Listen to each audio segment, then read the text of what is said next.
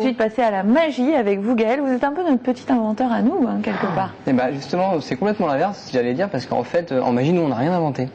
Ça date vraiment... Ah non, réellement, tous les tours qu'on fait à l'heure actuelle, on fait que les remettre au goût du jour. Et moi, je suis très admiratif de personnes comme vous, Nicolas, parce que nous, on a du mal justement à créer des tours de magie. On fait que les reprendre et les mettre un petit peu au goût du jour. C'est pas évident. Les personnaliser quand même. Exactement, voilà. Alors ce soir, vous avez imaginé quoi pour nous? Alors, je vous ai amené un petit ustensile qui est d'actualité, puisqu'on est en période de crise.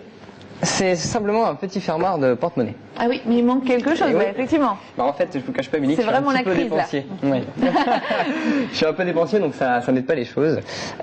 Sauf que si on y met un tout petit peu d'imagination, qu'on regarde à l'intérieur, pour le moment il n'y a rien. Ça, c'est clair. Mais si on fait un tout petit mouvement qui paraît anodin, on peut sortir des toutes petites balles. On peut faire plein de choses avec. On peut par exemple s'amuser à faire voyager la balle d'une main à une autre, de cette façon.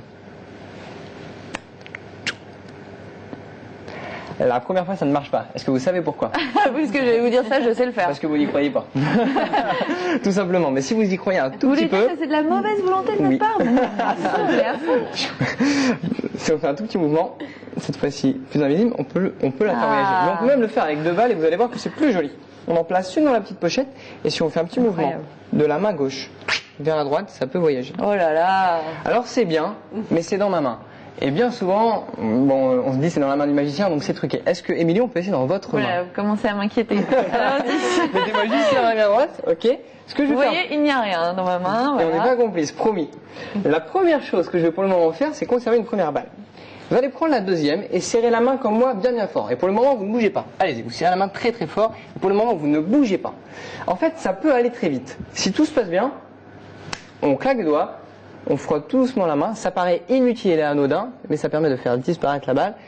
Et si Émilie, vous ouvrez votre main, vous avez les deux. Elle est très forte.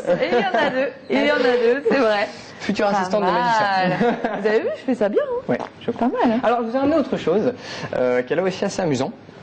C'est un grand classique de la magie. Ah oui. C'est en fait une corde. Alors, cette corde, elle est particulière. Est-ce que vous savez, à tout hasard, pourquoi? Parce que c'est une corde de magicien un peu magique. Alors, forcément. Oui. Elle est un peu magique, mais c'est un petit peu plus spécifique que Nicolas, vous avez une idée? On ne peut pas faire de nœud, non?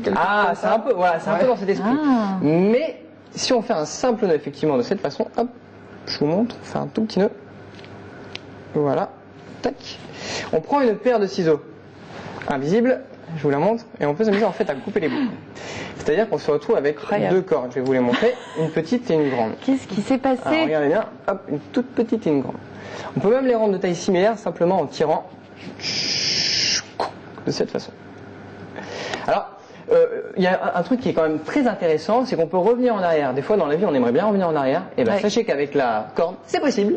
Il suffit juste de prendre la corde, attention, avec la corde magique, de souffler, attention. On souffle et ça pas mal, bravo.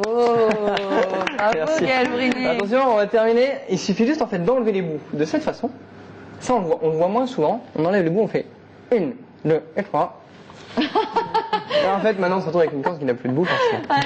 Bravo, merci beaucoup Gaël. On va même faire mieux. On va terminer, attention.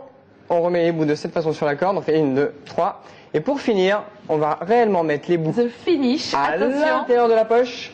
Cette fois-ci, on les met vraiment dans la poche. Le feu d'artifice. Hop, hop, hop, tac, tac.